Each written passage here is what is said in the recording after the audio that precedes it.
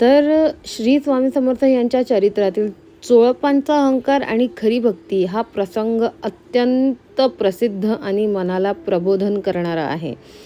तर गोष्ट ऐका. चोळपांची सेवा स्वामी समर्थांसाठी जेव्हा पहिल्यांदा अक्कलकोटमध्ये आले, तेव्हा सुरुवातीला ते एका वडाच्या झाडाखाली आणि नंतर खंडोबाच्या मंदिरात राहत असत. त्यावेळी अक्कलकोटमधील चोळप्पा नावाच्या एका सामान्य आणि गरीब भक्ताने स्वामींचे मोठेपण ओळखले. चोळप्पा आणि त्यांच्या पत्नीने स्वामींना आपल्या घरी आणले. ते स्वामींची खूप मनापासून आणि प्रामाणिक सेवा करायचे. स्वामींना काय हवे नको ते चोळप्पा पाहायचे. स्वामी देखील चोळप्पांवर खूप पुत्रवत प्रेम करत असत आणि बहुतेक वेळा त्यांच्याच घरी मुक्काम करायचे. अहंकाराची निर्मिती हळूहळू स्वामींची कीर्ती सर्वत्र दूरवर पसरली. राजे महाराजे, श्रीमंत व्यापारी आणि हजारो भक्त स्वामींच्या दर्शनासाठी अक्कलकोटला येऊ लागले. जे लोक दर्शनासाठी येत ते चोळप्पांच्या घरीच येत असत. त्यामुळे चोळप्पाला समाजात खूप मान सन्मान मिळू लागला. या वाढत्या मान सन्मानामुळे चोळप्पांच्या मनात नकळत अहंकार म्हणजेच गर्व निर्माण झाला. त्यांना वाटू लागले की श्री स्वामी समर्थ फक्त माझ्यामुळे अक्कलकोटमध्ये आहेत. मी त्यांची सेवा करतो म्हणूनच ते इथे राहतात. मी नसतो तर स्वामींचे काय झाले असते. स्वामींवर फक्त माझाच हक्क आहे. चोळप्पा अनेकदा इतर भक्तांना स्वामींना भेटण्यापासून अडवू लागले आणि स्वामींच्या नावावर स्वतःचे महत्त्व वाढवू लागले. स्वामींची लीला आणि धडा. स्वामी समर्थ तर अंतर्यामी होते. त्यांनी चोळप्पाच्या मनातील हा अहंकार समजला. आपल्या परमभक्ताचे पतन होऊ नये म्हणून, त्याचा अहंकार नष्ट व्हावा म्हणून स्वामींनी एक लीला रचली. एक दिवस स्वामी अचानक कोणालाही काहीही न सांगता चोळप्पाचे घर सोडून निघून गेले.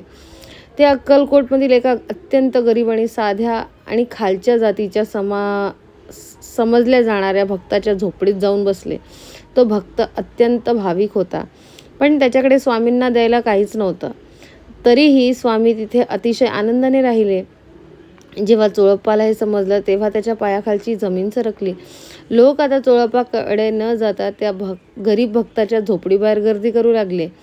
चोळप्पा तातडीने त्या झोपडीत गेले आणि स्वामींना म्हणाले, महाराज, तुम्ही या गरीबाच्या झोपडीत काय करत आहात? चला आपल्या घरी, मी तुमच्यासाठी सर्व व्यवस्था केली आहे. स्वामींचा उपदेश. स्वामींनी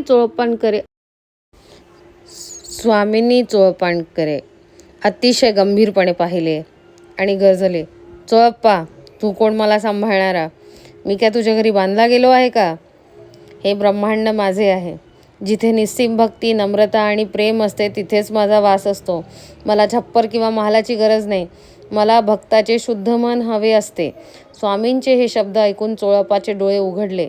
त्यांना समजले की श्री स्वामी समर्थ कोणाच्याही वैयक्तिक मालकीचे नसतात आणि देवाची सेवा करायची संधी मिळणे हे आपले भाग्य आहे, आपला अधिकार नाही. चोळप्पांचा अहंकार पूर्णपणे गळून पडला. त्यांनी स्वामींच्या चरणावर डोळे ठेवले आणि अश्रूंनी स्वामींचे पाय धुवून क्षमा मागितली. स्वामींनी आपल्या लाडक्या भक्ताला क्षमा केली आणि पुन्हा त्याच्यावर कृपा केली. या गोष्टीचा मुख्य बोध भगवंत कोणत्याही एका व्यक्तीचा नसतो. देव हा केवळ भक्तीचा भुकेला असतो. संपत्ती, जात किंवा सामाजिक प्रतिष्ठा याने देव मिळत नाही. सेवेचा गर्व करू नये. मी देवाची सेवा करतो हा भाव असणे ठीक आहे, पण माझ्यामुळेच सर्व चालले आहे हा अहंकार भक्तीचा नाश करतो. तुम्हाला स्वामी समर्थांच्या चोळप्पांसोबत घडलेल्या इतर काही प्रसंगांबद्दल किंवा त्यांच्या अक्कलकोटमधील सुरुवातीच्या काळांबद्दल जाणून घ्यायला आवडेल का? तर मला नक्की कमेंटमध्ये सांगा. आणि स्वामी समर्थांची कृपा आपल्या सगळ्यांवर राहो. आणि माझा हा व्हिडिओ तुम्हाला आवडला असेल तर श्री स्वामी समर्थ म्हणून कमेंटमध्ये नक्की लिहा. श्री स्वामी समर्थ.